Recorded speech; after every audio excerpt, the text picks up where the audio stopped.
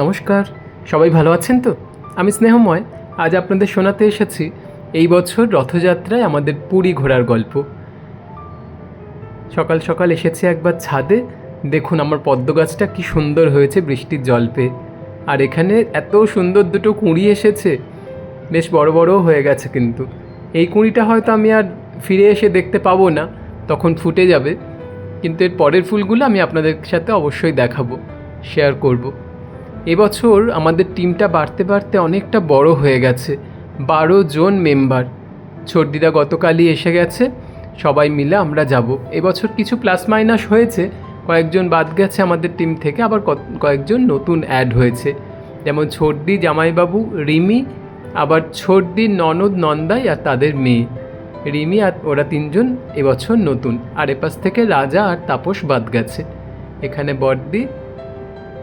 আমরা বেরিয়ে পড়েছি 22 তারিখ মেদিনীপুর স্টেশন থেকে। সন্ধে 7:30 লোকাল ধরে খড়গপুর যাব। আমাদের রিজার্ভেশন খড়গপুর থেকে।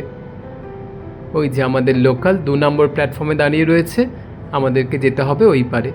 আমাদের মেদিনীপুর স্টেশনেও কিন্তু এখন এরকম চলমান সিঁড়ি, লিফট সব কিছু আছে, তাই জন্য এত বড় বড় লাগেজ নিয়ে আমাদের কোনো অসুবিধাই হয়নি। ট্রেন আমরা পেয়ে গেছি, 12 জনের টিম। তার মধ্যে একদম হাফ হাফ, 6 জন মেয়ে 6 জন পুরুষ। স্নেহা এসেছে পুটুকে স্টেশনে ছেড়ে দিয়ে যাওয়ার জন্য, ও উঠে পড়েছে ট্রেনে। আমরা চলে এসেছি খড়গপুর স্টেশনে। এখান থেকে 8:50 আমাদের ট্রেন রয়েছে, শ্রী জগন্নাথ এক্সপ্রেস। একদম নির্দিষ্ট টাইমেই কিন্তু ট্রেন চলে এসেছে। আমাদের কোচ ছিল ইঞ্জিনের কাছাকাছি S6 আর 5 নম্বর কম্পার্টমেন্টে। মিথুনের টিকিটটা একটু পরে কেটেছে, ওর হঠাৎ করেই তো রাজি হয়েছিল ভাই, সেই জন্য ওরটা পড়ে গেছিলো একলার একটা S5-এ, বাকি সবারটা ছিল S6-এ। অবশ্য আমরা অ্যাডজাস্টমেন্ট করে ওকেও আমাদের কাছেই নিয়ে নিয়েছিলাম একসাথে। প্রত্যেকে যে যার সিটে বসে পড়েছে। কিন্তু এখন তো জানেন ইন্ডিয়ান রেলওয়ের অবস্থা, স্লিপার কোচের যা অবস্থা, তার সাথে মাছের বাজারের কোনো পার্থক্য নেই। প্রত্যেকেই যাচ্ছে রথ দেখতে, এই বছর প্রথমবার, তার খুশি খুশি মুখ। আমরা যেহেতু সন্ধ্যে 7টার মধ্যে বাড়ি থেকে বেরিয়ে এসেছিলাম, তাই খেয়ে দিয়ে আসা সম্ভব হয়নি। আমরা খাবারটা নিয়েই এসেছিলাম, রুটি, ডিমের কারি আর মিষ্টি। এখন চলছে খেয়ে নেওয়ার পালা, কারণ প্রত্যেকেরই ছড়িয়ে ছিটিয়ে সিটগুলো রয়েছে, সেই জন্য একসাথে আমরা খাওয়া দাওয়াটা সেরে নেব, তারপর যে যার সিটে চলে যাবে শুতে। পুটু রুটি বানিয়ে এনেছে, আর বড়দিরা ডিমের কারি আর মিষ্টি। কোনো রকমের রাতটা কেটেই গেল হইচই করে, আধো ঘুম আধো জাগরণের মধ্যে দিয়ে। ট্রেন কিন্তু একদম নির্দিষ্ট সময়ে এসে পৌঁছে গিয়েছে পুরীতে। এখনও ভোরের আলো ফোটেনি, আমরা নেমে গেলাম। যেহেতু হাওড়া থেকে আসছে একদম এক গাড়ি প্যাসেঞ্জার, প্রত্যেকেরই একটি উদ্দেশ্য, শ্রী রথযাত্রায় ভগবানের দর্শন। দেখুন এখন মাত্র 4:59 বেজেছে।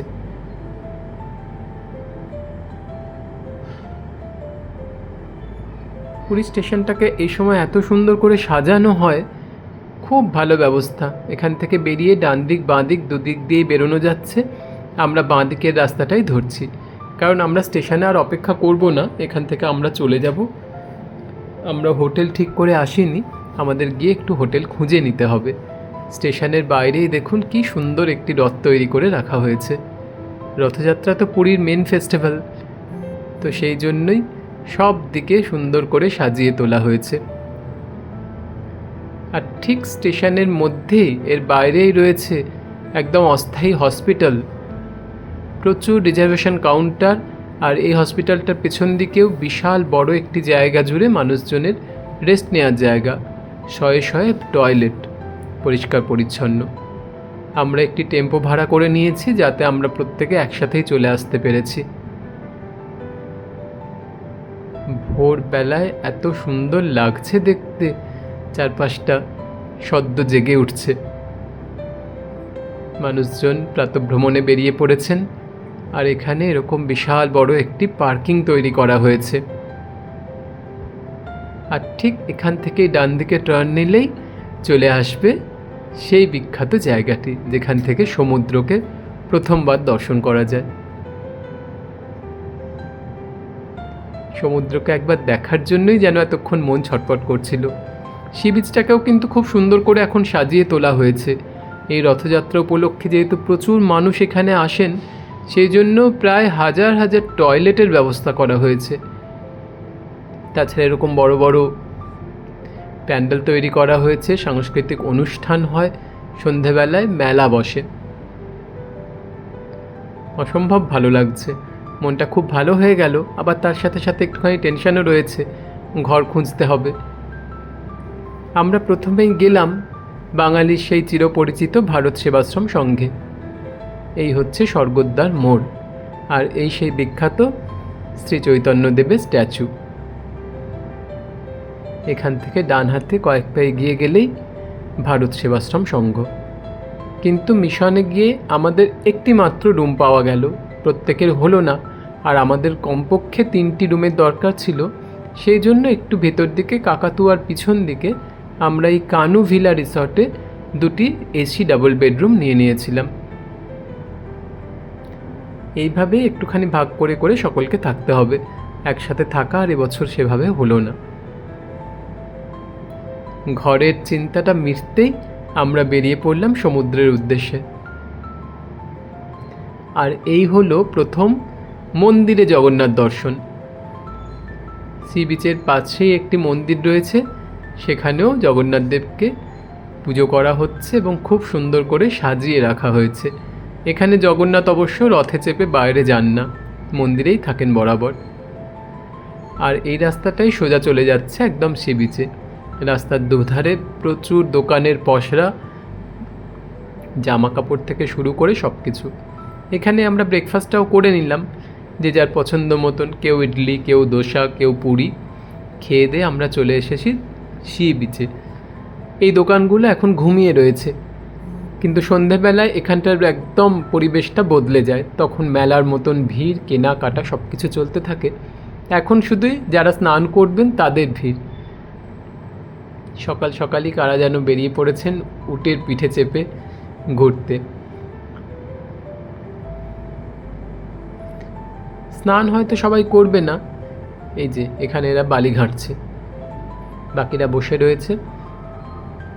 স্নান শুধু আমি, নীল আর পুটু করব, বাকি মেয়েরা সবাই স্নান করেই এসেছে।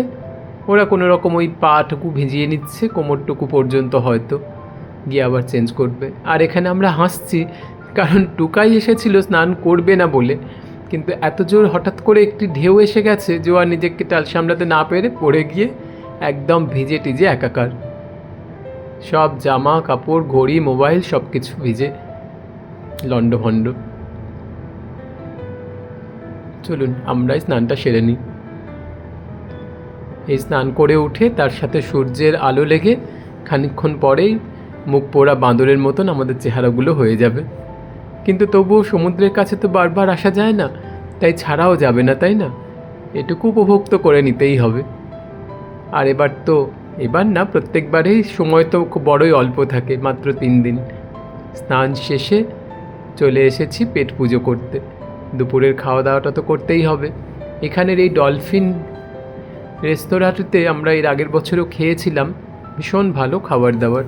এনাদের কোয়ালিটি কোয়ান্টিটি দুটোই খুব সুন্দর। এসে গেছে আমাদের খাবার। তবে এবারে দেখলাম 10 টাকা করে প্রত্যেকটি আইটেমে বাড়িয়ে দেওয়া হয়েছে, আবার 1-2টি আইটেম বাদও গেছে। দই মিষ্টিটি এবারে দেওয়া হয়নি।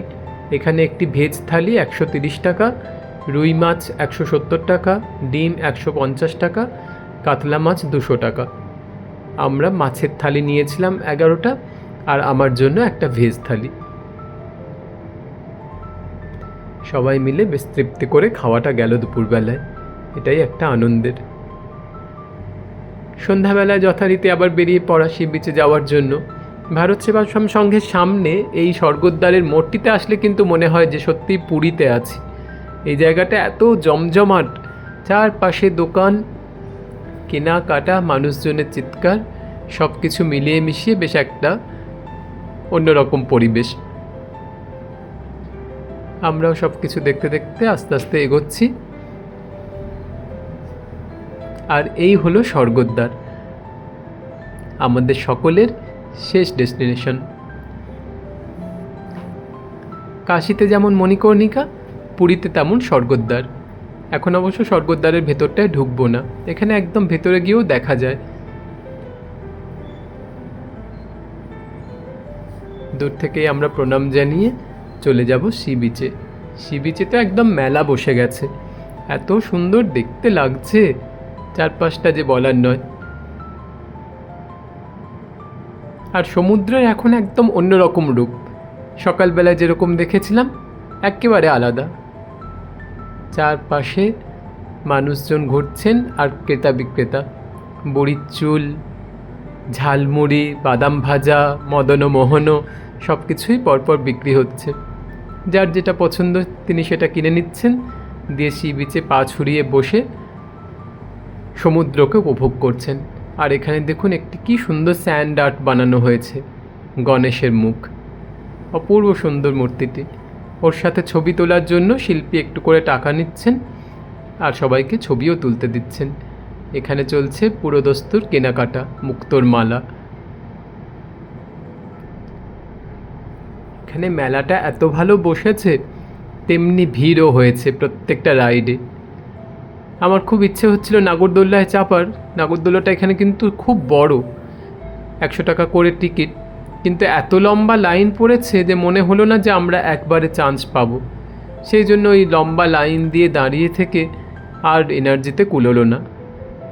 আমরা ঘুরে ঘুরে চারপাশটা দেখে নিয়ে আবার এগোলাম। এখানে আরেকটি স্যান্ড আর্ট, খুব সুন্দর একটি বুদ্ধ মূর্তি। এর পাশাপাশি দিদিরাও সব বসে রয়েছে, কেনাকাটা করছে টুকটাক। চলুন আমরাও খানিকক্ষণ বসে প্রাণ ভরে সমুদ্রকে দেখে নিই। আজ এই পর্যন্তই। এর পরের ভিডিওতে পরের সপ্তাহে নিয়ে আসবো আমাদের রথে ভগবানকে দর্শনের গল্প। ততক্ষণ সবাই খুব ভালো থাকবেন। ধন্যবাদ।